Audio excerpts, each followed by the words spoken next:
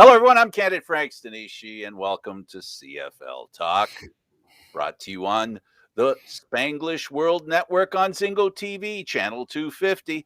Please remember to download the Zingo TV app at the respective app stores for iOS and Android devices. While you download, make sure you rate and leave a comment. Both apps are absolutely free. Zingo TV is available on Google, Chromecast, Amazon Fire, Fire TV sticks, Roku sticks, and also on all smart TVs 2016 forward. Now on CFL Talk, joining me as usual is David Morassutti. David, welcome to the program and good to see you again. Good to see you too, Frank. I'm just adjusting this because I realized it's too much of my above my head going on there. You know what, Frank? I'm it's doing. You can really tell it's summertime. Usually we be talking about backyard. Are you in the backyard? No, no. Thank God, I'd be dead right now. No, I was. As we were talking off air, talking about the Euro Cup, the game that's going on right now. The other football, and I just got off a press conference. Ended about a half hour ago. Right.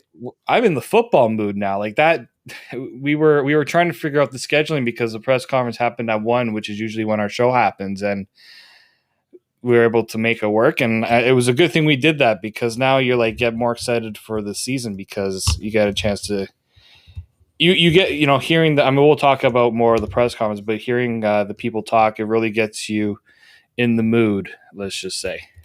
Well, it's not just us. See that's the thing. The first press conference I just went through with Zach Caleros, Mike O'Shea, the coach and the GM of the Winnipeg Blue Bombers, and Kyle Walters. Kyle Walters. Everybody's in the mood. We're all in the mood to watch football, and there were I made a kind of a wisecrack. I don't know if you were listening when I made the wisecrack, because I said, what do you miss most, coming back? For me, it's the smell in the locker room, which got a chuckle. But it's a point. I said that. I know it sounds silly, but it's to make the point. Some of the most obtuse, inane, irrelevant things you don't realize you miss until they're gone. And for me, it's walking into the locker room and basically smelling, I'll put it as nice as I can, the hard work. Yeah, I mean, we only get to go inside the locker room for after the game. We'll see how that is played out because it's talking with. I don't know if we're gonna get to go inside of the locker room, but I don't think we will.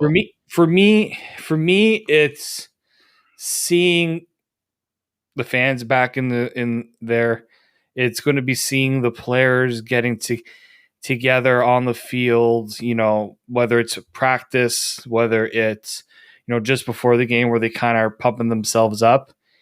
It's just that buildup of anticipation that first game, 2 years in the making, right? That's 2 years of players just chomping at the bit to get going. And I think the good thing for the players is we're no longer asking the question of, well, if the season happens. Now it's when the season happens or when the season starts. And I think players, you can tell when I was hearing Zach talk, and I really do. I mean, having Zach here just for that short time in Toronto, talking to him, he doesn't hold back, which is good. He lets you in, and in this one, he didn't hold back on the fact that this was not an easy time, right? He's absolutely, he brought up the whole thinking about after football, which in a season preview press conference, that's usually not a topic you want to discuss, but he was more than willing. I think it really shows that it's been hard on fans. It's been hard on us who cover the league. But these players, this is all they were meant for. A lot of them, they believe that this is all they were meant to do. This is their way to provide. They had that taken away from them for a year. Yeah, it's not like retirement. Retirement sneaks up on you, right? But you see it, but it could come, right? This came completely out of left field. All of a sudden, you're you're in the middle of playing football, and now, all of a sudden there's no games, and now you're wondering, and it's like they said, it's the hurry up and wait thing that's as frustrating as anything under these circumstances. And it's nice to be able to really believe that, we're going to get back to seeing football. We're going to get back to hearing the crunch of equipment, right? And that smell in the locker room might have to wait for a while longer, as you suggest. But, when it arrives, we'll savor every moment, I suppose. It's funny though, Frank. Like all those times we've I've been in the locker room, I haven't really that's not even like On something your that mind. That's my on your mind. point. That's my point. It's one of those things that you sit there and go, what's another parallel to that? It's not about the obvious, the stuff you miss is, I miss, you know, I think the parallel would be this. The first time they get hit, it's going to be one of those things. It's like after coming back from being injured, right? You go, oh boy, I might get hit. I might get hit. And then you get hit and it's all good. And you go, I'm back. Right. Yeah. And for us, it's being able to be in that scrum and walk away and go, damn it, why didn't I ask that other question? It's all that stuff. It's the intensity. It's the moment that is there of anticipation, and then it passes by, and the challenge. All those things are gone. We're not. Doing what we do now is great. You highlighted it by saying, gosh, we can actually talk about football that might actually be happening, after 600 days of talking about, will it come back? When will it come back? What will it look like when it comes back? It's nice to actually hear the excitement in, all three levels of what it takes, minus the owners, of course, the manager, the coach, and the player, to hear their excitement about coming back. Yeah, and not even the players, but the coaches too. I felt like listening to Michael O'Shea. He was in mid-season form with that press conference. All business, kind of an all business approach.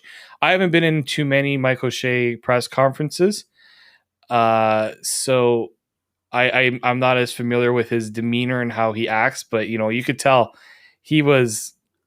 It was typical Mike O'Shea. It Okay. was because he got in the part that he loves the most about football, and he loves the most about coaching, to be close to the guys and to be close to the field and hear the crash. That's his thing. He loves the contact.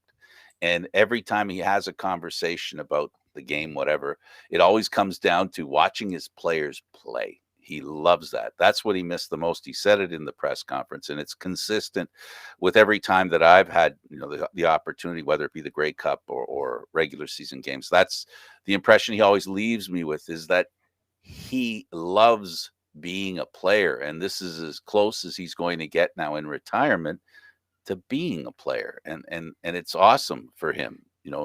That's the part he loves the most, is the contact. Yeah, I mean, they always say that the hardest thing when retirement is you lose that feeling of accomplishing something on the field. Really, the closest thing you get, and we talked about this with Nick Lewis, is the closest thing you get is coaching.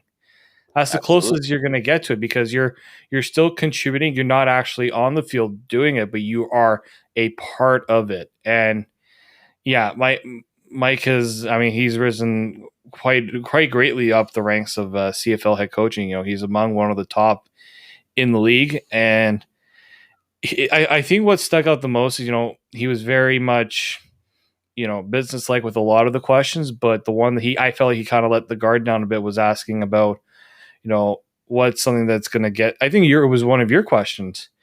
The emotion of seeing the guys not on the field together. He didn't mention that one first, but them seeing each other for the first time. Because there is a bond, and he understands this as a former player. The bond that you have with your teammates is the strongest bond I think you're going to have as an athlete, and just in certain parts of life. Yeah, your family is first and foremost, But in a lot of cases, your football teammates, your teammates on the field in the locker room, that is probably one of the strongest bonds you have because of how much time you spend together, how much you rely on each other. That bond has been taken away from. They haven't had that interaction for a really long time. So I think that is going that's to hear him talk about that. We don't appreciate it as much as they do. No, it's all part of the process, and it's all part of what made him a coach. It's all part of why he hasn't left the game. He just can't leave the game because of what the game does for him emotionally. And that's a great thing about football, right? It's not something that we all get the same satisfaction from it, right? Yeah. Um, you know, Mike O'Shea takes from football what he loves about it, puts in what he loves to contribute. And I think his contribution as a coach, I think, has always been his passion, has always been his responsibility, and his gung ho. Let's do this together. And as he said at the press conference, you know, we're not really. He's kind of saying what a lot of other teams have said, and the Argos after they won, we heard the same thing from their management team. We're not repeating. If I remember, it was the previous coach. Remember, he said, we're not. This is a whole different group of guys. So Yeah. this is another set of guys looking for an opportunity to be a champion. Yes, in the case of Winnipeg, their offense, as Mike O'Shea mentioned, is coming back pretty much intact. But there are a lot of players on that team who haven't won a championship. So and he points that out because that's the juice, right? That's the electricity you're trying to capture. That's the thunder and lightning in a bottle that you're trying to create, so that that excitement of winning and the challenge of winning is ignited, and they get to savor it and be able to work with it. So it's fantastic that the game's back. I love the idea of watching these guys and their enthusiasm. But it's not unusual for us, David. We sit in the press box and do very little other than type. And these guys out there are really giving it everything they got. Not that we don't, with what we do, because we do. Yeah. But I'm just saying about the game, and without them, there's nothing. I don't think people can. I don't think we can overstate the fact that without the players, there is no game. As much as it's easy to sit there and go, okay, well, the players are this, the players are that. But one thing the players are, they're the players, and the players play the game, and the game is why we're there. Yeah, we were talking, when we were going through this whole, even when we were talking about them trying to get it back on the field in 2020, all this had to the main partner that was forgotten in some cases was the players, because without the players, there's no product to put on the field. You can't just find a bunch of players to replace what you already have. And we can talk to the GM, we can talk to the coaches, we can talk to other media people, but it's the players that make the game. It's the players that it's what the players put into it. The investment you put into the players, that's what you're going to get out of it. And yeah, we talk, and this is why I kind of always like to highlight personal player achievements or players that have been through certain journeys and how they get to, because that's the important part. That's what makes a regular this is what helps elevate the product in a way. Oh, So sure. for sure. Yeah. It's the commitment. I mean, let's be clear. When it comes to ownership, they commit to putting a team on the field. They commit to putting a team on the field. It's their job to commit to putting a better team on the field. So they hire a general manager and a management staff to bring the best possible players to a team. And in that there is a role. Let's not I don't want to mislead people into thinking that it's all about the players, because it isn't. It isn't all about the players. Football's a team sport. Professional football is a team sport. A league, the Canadian Football League, is a team sport, and the players are central, but not exclusively, the sport of football, and the league the Canadian Football League. It takes a lot of different people. And dude, it even comes down to that guy running up and down the stairs selling beer. You know what I mean? That's the whole, like, there are so many moving parts that we're anticipating, that we want, and there's a checklist, right? You hit on one checklist, and a check mark on the checklist. Will we be able to do a scrum in the locker room, right? So there's Yeah. lots of different things that make up what happens when all of us, and by all of us I mean not just the media, not just the fans, not just the TV viewers, not just people who are going for the first time, not just the people in the press box, not the people who run the team. All these people, all of us, play a big part in the bigger picture, which is the Canadian Football League. And we won't get a full picture right away. So there's going to be things that are missing that we're going to miss and or wait for, right? Like you said about being in the dressing room and doing an interview right there with the player. But the most important thing is when that whistle goes. If nothing else, the pandemic taught us one thing. Even though the games are better with the fans, the game ultimately is important. And not that the fans are just an addition, because they're more than that. But it's the game that it's that challenge of two teams going at it.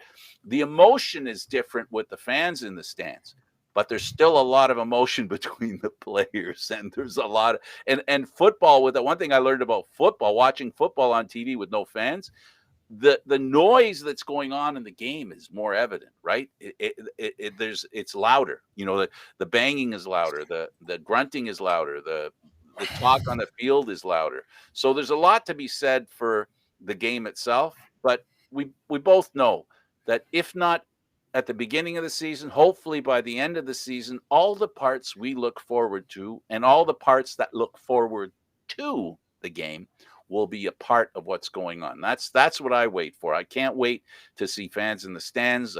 I came out of the stands as a fan, so I can relate 100% with what it's like to be an Argo lifer, for example, and support the team. And that's the part I'm looking forward to, because I'm looking forward to walking down the press box, going down to the field where the stands where the group that I belong to is there, and they're getting ready for the game.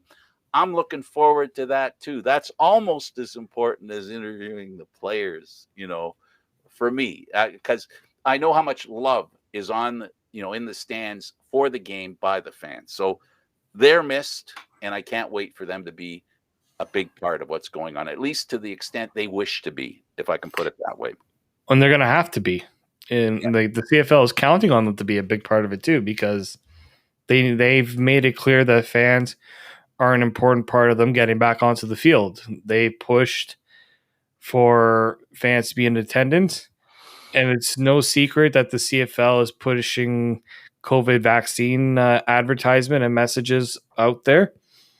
So they understand, players play an important part. Fans almost equally play as big of a role too. You know what we didn't hear, David, on that subject? What we didn't hear, but what I could hear between the lines, I don't know if you heard it. At least the Winnipeg Blue Bombers, at least the head coach, and even the players, Zach Caleros, so everybody. Nobody wants to talk about should they or should they not be vaccinated.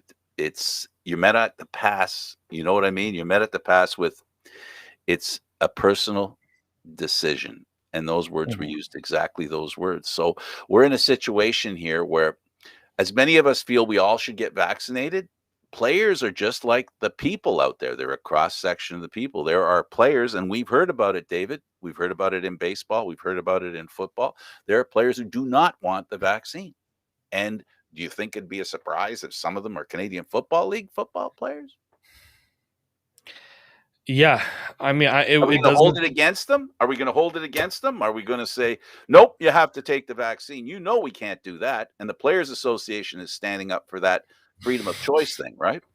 Well, and they should, because that's an important part of this whole the whole vaccine rollout has always been about making sure people are comfortable with it, Right. right? Agreed. answering as many. I think Mike, when he brought it up in Michael Shea, when he brought it up in the press conference, and he's saying that they've done as well good of a job as they could to answer any questions that the players might have about it.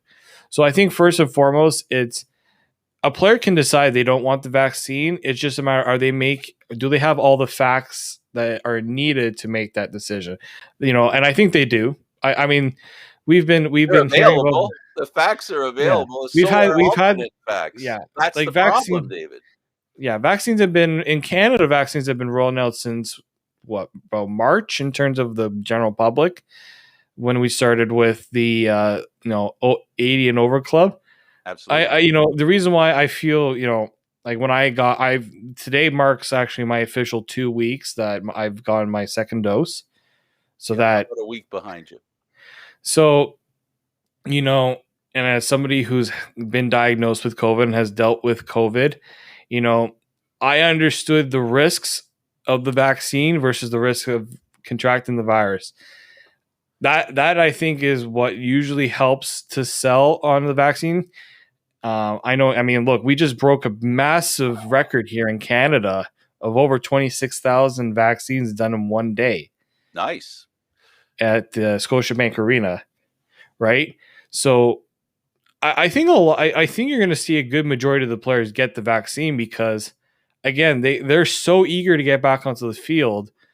They're not gonna. I know a lot of them don't want to do something that would jeopardize that because they understand how important it is. Um, You've got two groups of people. yeah. I'll frame it in this manner. You've got two groups of people. First of all, you got people who are predisposed to taking the vaccine by virtue of their personality and the way they think, right? Because that's what it's about. It's you got to convince yourself it's a good idea.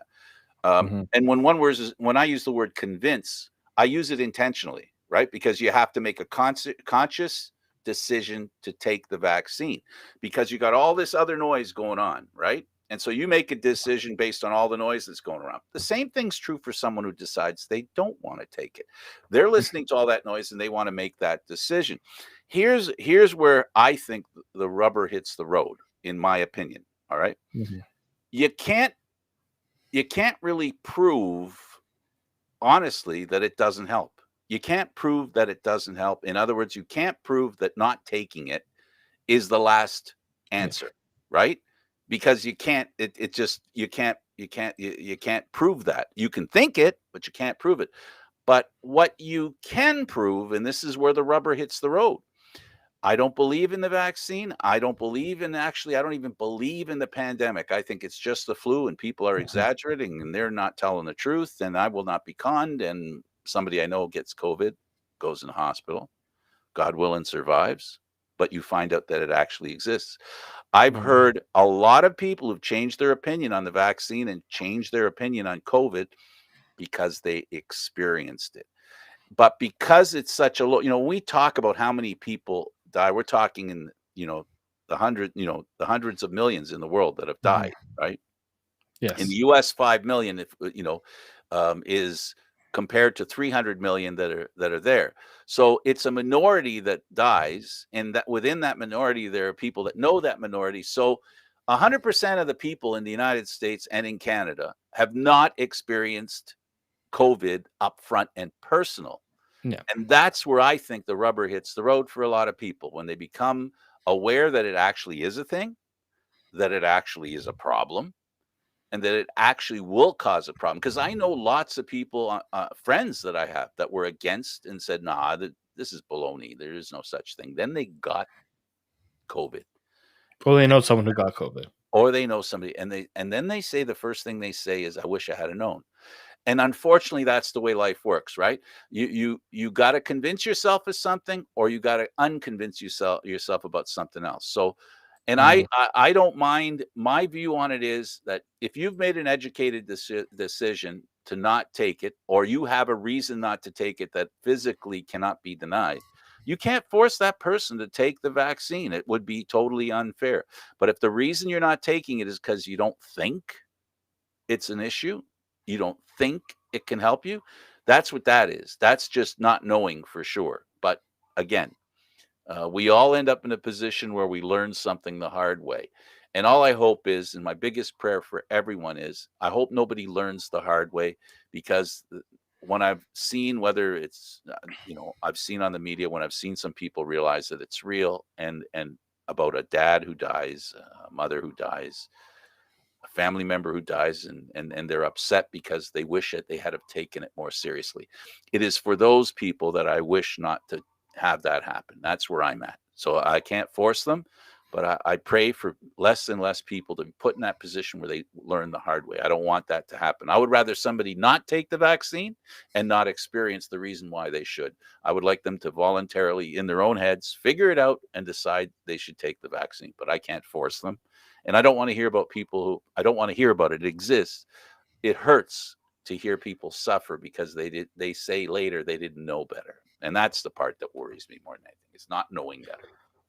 Yeah, I mean, we've seen it in the NFL where some players have put their position on the vaccine. Cole Beasley of the Buffalo Bills is a notable one Lately, yep. Recent one. lately, very recent, and talking about freedom and saying if he was to, I don't want to paraphrase, but some of the things he said, in my opinion, were a little Excessive. not misguided, but it could be Extreme. dangerous, Extreme. extreme and dangerous, because this is a person who can be very influential to a group of people. And I Well, think well, that's the and that's the that is something I think athletes need, I think, maybe take for granted, is how influential they can be to the public and to the people that follow them. It's the same with a lot of celebrities, but athletes especially, because you got a lot of kids that grow up and want to be like a certain athlete. They dress like them, they wear the same things as they do, they mimic them. I mean, I remember once seeing a kid dress up as, I think it was Carey Price, in the stands and mimicking Carey Price during warm up. Like, people grow up and they there's such a connection with these athletes because they want to be like them because of the things that they can achieve. So I think that's maybe a conversation that these leagues need to have with the players, and saying, look, we support your decision, but don't make your personal thoughts and opinions influence someone in a way that may be misguided or doesn't have all the facts laid out. yeah. To put it in a couple of words, we witness people foregoing their own thought, their own independent Yeah. thinking, because, well, you know what? They'll start thinking about something. They go, but the president says, you know what I Yeah. mean? So basically, okay, enough about the pandemic. Now more about football. And so today we heard about Winnipeg. They've got their offense. Their offense is pretty much set. They are the defending champs. It's been a while since they've had the opportunity to uh, come back to a season. I mean, I'm looking forward to them and listening to their. I love hearing happy fans. Yeah. That's another one of the things that I'm addicted to when it comes to sports. It doesn't have to be my team or your team. It can be any team. I just love. I love the excitement that we will witness, and I will be making sure that I get a chance to hear it when they raise the Grey Cup flag in Winnipeg. That thrill, that shrill of happiness and giddiness. And I've been at Nathan Phillips Square when the Argos have won a few Grey Cups, and that excitement is well worth the experience. And congratulations to the Winnipeg fans. Sorry it's taken this long for you to brag, but on the other hand, you've had a long time to brag. So you've had they more time than most to celebrate to without savor winning this back to Grey back, Cup. right? They didn't have to They've win waited a back long to back. time to get it, and they've waited even longer to allow it to. The wait it was definitely worth it because they got that extra time to savor it. And then there's, of course, the group of people that want that to be history so that they can move on to the future. And in Mhm. particular, you've got the Hamilton Tiger Cats, the Lumsden jersey over there, a gift from a Cat fan. Um, we're at the point now where, Hamilton Tiger Cat fans, and, you know, to a degree as well, Grey Cup fans are actually anticipating the opportunity to go to the Grey Cup and to think about the Grey Cup. So Hamilton is looking forward to and wishes to repeat what has happened over the years in BC, Saskatchewan, and Toronto, which is winning at home. They're looking to be the fourth team in the past few years I to was win just about at to home. ask that question. When was the last time a host city won the Grey Cup? The I, last time was it was Saskatchewan. it was Saskatchewan. Okay, because I was Yeah, trying to it put was the timeline BC, together. Toronto, Saskatchewan. Okay, I was trying to I remember the believe. order I there. believe. 212, 213, 214. Okay, so the funny thing is, I just wanted to bring up one thing. The main question that we had when we were way back when we were previewing the Winnipeg Blue Bombers, the number one question we had was the quarterback position because Uh-huh. they started 2019 with with Nichols under center. And They went as from a Nichols backup and a to backup. Strebler. Yeah. So They they went had a solid 1-2 punch, and a lot of people considered them, the best 1-2 punch in the CFL. Now, in deference to Zach Caleros, who in my mind is the better of the three as a quarterback, if yeah, healthy. And here's the problem with Winnipeg that they're having. They're confident. We heard in the Zoom call. We yeah. heard that Winnipeg is more than happy with the backup quarterbacks they have, They but they mentioned don't have three too. experience. But they don't have experience. That's the only problem with, the Canadian Yes. Football League is an acquired ability or taste. And what's the big problem right now? I understand the need to not do preseason games. Oh, and I'm they and they can't and they they, tried, they raised a little flag saying, "Let's have a little, scrimmage. scrimmage between the Riders and the Bombers of the two teams, the Banjo Bowl preview, if you will." So Yeah, they were turned down by the Canadian Football League. they Kelsey. returned. Yeah, because of health concerns. Um, yeah, so they mentioned three quarterbacks: Sean McGuire, Drew Brown, and Dalton Sneed. I think Sneed was the name that I heard quite often. Sean McGuire has a little bit of CFL experience, not that much. This is where not having preseason games hurt. I I said, you don't need to have the 2 or 3 preseason games you usually have. I thought maybe one. Give the last thing I want to see, and I don't think it will happen, but there's a potential when there's a long layoff. That first Absolutely. game, what now it could make for exciting football, but mistakes. That's where the mistakes happen when you're off for so long. Players that haven't played and haven't been in that situation are going to make mistakes. And I thought maybe one preseason game would at least, I help the coaching staff and the players kind of get their feet going a bit. I understand that this was kind of a thing to get the deal done, so I can't really complain. But as somebody who I've seen, when talking with players, getting on the field was the first challenge. A lot of CFL players in Canada have not been able to do their normal routine to prepare for a season. Not having the preseason game concerns me in that regard. Luckily, I mean, 14 game season, I don't know how much leeway there's going to be if a team has to kind of play catch up to start the year. That's the concern I have. And a team like Winnipeg that's going in, as you said, with quarterbacks who have little to no experience, that's dangerous. Well, That and is, what you're alluding to is that, for example, mind you, because the team, I think in the offensive line department, they're pretty set. So they yes. but still, to your point, I think what you're saying as well is these players, by not being prepared, you mean rusty, and by rusty, Yeah. you mean making a mistake and then allowing an end run around the offensive line and a full steam of you know, contact with as much devastating power against a quarterback who has a history of being injured, right? And so that's the danger I think you're referring to, and I can't Yes. disagree with you.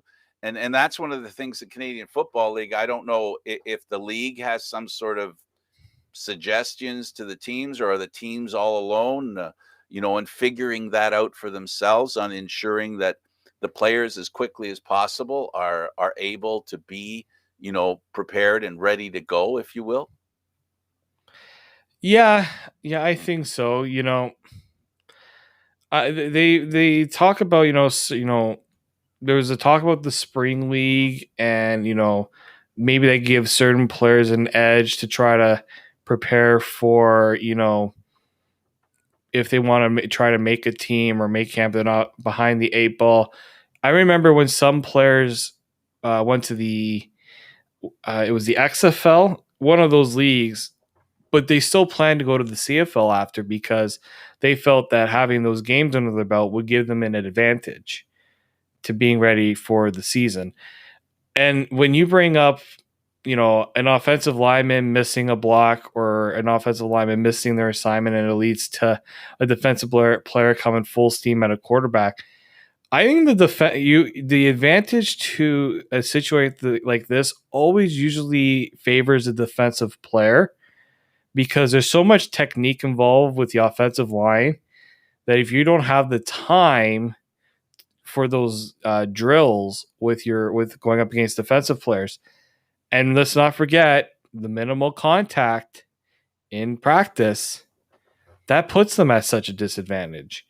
Players will adjust. I mean, they're good enough. The talent is there for them to adjust, but I still think that when you don't have the games, the preseason games to get yourself in that mindset, it puts them a little bit behind the eight ball.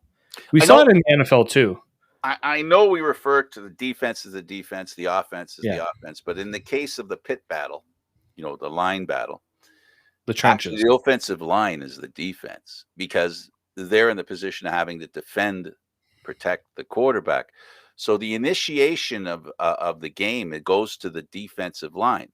So there's more preparation, I think, and scouting involved in being an offensive lineman and ensuring that Mhm. the defense, what the defense is going to throw at you. Because in my opinion, defense initiates. That's not to say that there's no preparation by the offensive line, but Yeah. the offensive line is the offensive line. Now the defense comes in and goes, now how are we going to get around them? So that's, they all do the tape thing, they all do the research thing, they all do the execution thing, and they all do the practice thing that you're talking about and prepare for what might happen. But the defenses are more capable of surprising the defensive line can surprise the offensive line more than the offensive line can surprise the defensive line. I think as far as offense is concerned, the effectiveness of an offensive line can be established. A new guy that, he works really good in that area. So now the defense has to counter with something else. So yeah, all that stuff to me, the concern for me is the quarterback. And when the teams are rushed to prepare and the league commits along with the players association and the teams, they commit to learning on the fly in Yes. real time, right? That's the part you're referring to, and I agree with you 100%, that basically the mistakes that aren't as costly in the practice field are now being made during the game because ultimately you have to iron out issues, and the only way to iron out issues is to actually, the preseason games are the way they do that, and at less of an expense because they don't have all their starters out there. They might not, they'll work out when we have our better offensive line, we'll put our real quarterback in there for a bit, make sure he's safe. And then when we want to experiment, we put a backup quarterback in there. I'm being a real nasty boy here talking like this, but I think there's a reality of that. There's the point where you've got to experiment and deal with what happens when you experiment. So you got to protect yourself. You got to hedge your bet, and that's what I think. Exhibition games are. It's an opportunity for you to just throw some flyers out there, right? It's like when you write your article before you provide it, you send it to the office, right? You check it again, but you have to write the first time, and then after you look at it a few times, I've done a little bit of writing, you improve and make it as tight as you can, then you provide it. But you're not being offered that opportunity. If a writer had to write and then send that out, say, okay, what do you think, and then send it back to me, and now I'll do a second draft. Essentially, that's the problem, is you're not getting an opportunity to correct your mistakes without people seeing them. And in the case of exhibition games, there are people seeing them, but they're not costly in the standings. I think part of the other thing that's true is when they make a mistake in a preseason game, there will be some like, oh, I can't believe he did that, or like he threw that interception. But then, logically you think, well, it's just a preseason game. He can learn from it, and it didn't cost them something. Which is true. I also wonder, let's say Winnipeg. I can't remember who they opened their season with against. Saskatchewan. Yeah. No. Sorry, Hamilton. Hamilton. It's a rematch of the Grey Cup. Of the Grey Cup. Yeah. Let's say, and not to be a Debbie Downer on Hamilton for some reason, let's say Hamilton has a massive lead in the fourth quarter, even late in the fourth quarter. Do they bring in the backup quarterback, give him some reps so he can get onto the field? Quite possible. I think you got to, especially in their situation where they have 1A and 1B, right? Yeah, and this is more so, and not just a Hamilton. It can be the same if Winnipeg. It can be the same for Hamilton. Hamilton's got two quarterbacks, Right. So what you're saying is Hamilton might not be the example that you're looking for. What you're looking for is a team with a starting quarterback, and then are they willing to put in a backup because they are protecting, at least for the first few games, their number one quarterback. Is that your point? I think that's what. Yeah, that's one of it, and also because you don't have the preseason games, getting that other quarterback on the field might actually be a necessity, because what happens if one of your guys goes down and now I got to throw in the other guy who hasn't had any reps in the game. Now, we also know in the CFL, the other way that a quarterback gets into the games is on the third and short, right? On those short yard situations. That is one way. Problem is, not every quarterback is built to do that, or teams don't want to put all their quarterbacks to doing that. So that's one way. Because I remember, I can't remember what team it was, but there was a time where a backup quarterback came into a game and couldn't even take a snap and hand it off to the running back because they didn't have that relationship. The relationship with the guy they're handing it off to. Exactly. You go left, he goes right. It's things like that you have to practice. You can only do so much. An in-game situation where players are coming full steam at you, it changes the pressure and mindset of what live action. How do players react to the live action? Right? Exactly. And the pressure. Exactly. It's not a question of, because these guys played college and many of them played under a lot of pressure situations, and they were the best players on their team, so they understand that aspect. But what the coaches and the players don't understand is, okay, now I'm given these assignments, now I've got to act on them. And the coaches don't know how the players are going to react if they've never played CFL football.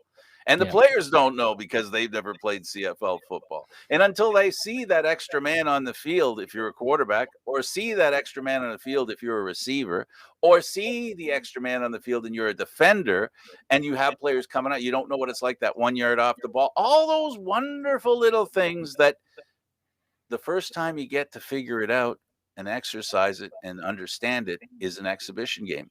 There ain't any, to your point. Yeah. I don't know if you want to talk about the latest news. I feel like before I forget, we got a couple minutes. Better hurry. we had a few additions and subtractions to the CFL lately. Brad Sinopoli retiring. I feel like that was. I mentioned that on our weekly show, and you know what? This is a guy, a Canadian football player who was a quarterback. He is the best example of what a quarterback who plays in college and university, OU, or U Sports, sorry, of what they have to do if they want to play in the Canadian Football League. They literally have to turn their back on being a quarterback and use that knowledge, which Sinopoli did.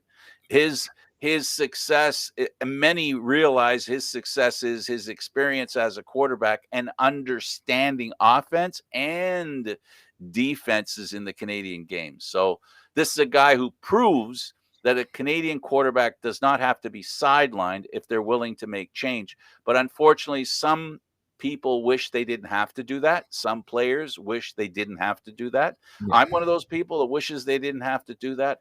But he has to be commended for the career that he's had. He's been awesome. A part of winning the Grey Cup for Ottawa, a part of the initiation of the return of football to Ottawa in the Red Blacks form. This guy was central to that organization's great play. And he was a 2-time, most outstanding Canadian. It's a very tough award to win, especially as a receiver. And yeah, that one caught me off guard a little bit. Yeah, But he's not that old. no, that's actually a good question. How old is Brad Sinopoli? I don't think he's deep into his 30s. I think he's just over the 30 hill. Find out. You got that? It will take me a quick second. He is 33 years old. So he's over the hill. He's an old man. He's old man for an offense. Old man. He's so I won't old. I'm not going to tell Charleston Hughes he called Brad Sinopoli an old man. Look who it's coming from. Give me a break. Yeah. Yeah, no, 33 is the new 30, I guess. But, Yeah. he's decided he's had enough. Football players gratefully, and the one good thing about being a football player is college education is a distinct possibility, and it is a benefit of being a football player. So, it helps, whether it be in Canada or in the U.S. Even here in Canada, a little bit, they're helping a little more than they used to. So it's not the full ride that you get in, the U.S. colleges, but it's a ride. Very much so. And then you want to move on to the news we got today. I thought the Toronto Argonauts were over the cap, but apparently they're going to be more going over the cap. going over. I mean, I don't think they're over the cap, but we'll wait and see what happens with the roster when it happens. Until they activate players, which means activate those contracts, we don't know if they're over. We know that this league pays attention. They get the contracts, so they're going to know. And if there's any punishment or any you can't do that, the league's going to step in. And I mean, it's a good sign when you have teams that have too many good players on their team. If salary is a definition of a good player, Yeah, exactly. the good news is, boy, there are a lot of great Canadian Football League players around because, I wouldn't suggest the Argos are the only team that might be over the cap. There are some other teams as well that have done a good job. Montreal in the last season, they went over the cap. We all know that. And then they had to fix things. And they did. And they had a successful year. Saskatchewan's always been notorious for, playing with the salary cap. Winnipeg, the great team that they are, do you think they did that without, the kind of things that you hope for, that the team does some stuff, so there's lots. I don't know. Are there any teams that you think in your mind, and this is kind of nasty, and I feel bad about asking this question, are there any teams that you feel that are under the cap and are just waiting, sitting back, that haven't really gone to the extent of, let's say, if the poster boy for going over the cap is the Toronto Argonauts? I'll say this. I'm not sure about Ottawa. Ottawa hasn't gone crazy signing people. What do you think? Ottawa was one of those teams I was going to mention. There's two. I think is really true, Frank, that there's two teams that weaponize cap space in a different way. They're the teams that are aggressive and just go after players like the Argos are doing, and a lot of people are saying they're going to have to let go people. And there's teams like, we've seen Hamilton. I always absolutely. I point to the Chris Van Zyl move years ago where the Argos couldn't fit him under the cap. Half hour later, he's signing in Hamilton. There's a team that understands that. I'm looking around the league here. There's some players that are going to be available once training camp's near done. Look, the Argonauts just added Ricky Collins Jr. and Dexter McCoyle Sr. These are two CFL veterans. They ain't coming cheap. Ricky Collins was supposed to retire. And he's back in the CFL. He had his best season ever. Best coming out, yeah, exactly. Coming out, you're not going to go to Ricky Collins hey, we'll give you we'll give you the minimum to come. Nah, I don't know how you're going to sell on him to unretire with the vet min contract. Like I think a lot of people were saying that the Argos are going to have to let a good player go. Where it happens, I don't know, but I keep hearing that. We haven't, we haven't really discussed the part where I wonder, and maybe the next week we'll talk about the fact that how many players are willing to take less money because they don't want to give up on the game and they want to keep their foot in. Just like there's the players that retired, but then there's the players who are saying, I don't want to retire. And if I have to take a little less, I want to make a name for myself because I want to stay in the league. And is there a side of players, a group of players, or a thought among the players where they're hungry to play again, and because they haven't had a chance to play, it's become even more of a draw to play, David. I think that might be that factor as well. I also think about players that reside in a certain city Right? and they already have a home there, and part of the cost is finding another place to live in the new city you're living in. I look at like the Argos brought in like Hinak Mwamba. I'm pretty sure Mwamba lives in Mississauga during the off season. Yep. So did the Argos were the Argos able to kind of get him here and maybe say maybe Mwamba's like, I already live in Mississauga, or I already live in close to Toronto. I don't necessarily need to worry about that cost side of it. There's that, I think, that may play into account. There's so many factors. I mean, the way that bonuses are paid out, that affects the cap. How many of Absolutely. these guys are getting paid based on performance? You know, I'm very curious to see how. I mean, I just look at the raw. I'm just looking at the Argo. I mean, we're gonna probably. This is something that's probably gonna get brought up in the press conference this week. We're gonna talk to them on Wednesday. This is the first time we'll get to talk to Argo's management since they brought in. Was it Cameron Judge? I'm trying to remember who. John Murphy was Yeah, on one yeah, of the yeah, yeah, calls. yeah. Well, Cameron Judge. Well, they, we've only talked to players that have been signed. Cameron Judge came. We talked to him. Yes. We've talked to a few, but very few. There might have been I think about 3 or 4 max of Zoom calls. Yeah, so I think that's going to be probably that might be one of the more popular questions. I mean, we'll see how many people come to the press conference. That's something that's going to be on a lot of people's radars. I mean, this is also a roster with a lot of new players, Yeah, a absolutely. lot of new Absolutely. players. And they're definitely making the kind of noise that says I tried as hard as I could to hear Argo fans say, no, we believe our team wants to play the season. I don't know why nobody, you know, expressed the thought that, does the way the Argos are signing players sound like they don't want to have a season? I mean, we The forgot the players are opposite. signing too because some of these players are not just going to sign with no Yeah, guarantees. I'm absolutely. sure the Argos have had to sign some of these players with a little bit of a signing bonus. Oh, absolutely. Right? I think people forget about that. They already had some of these players locked down. Some of them were traded for, so they were already under contract. Um, Absolutely. I don't get. I don't think that's. I mean, that's something I'm going to ask about because I was already asked about too. They said no, and I think it's something that I think.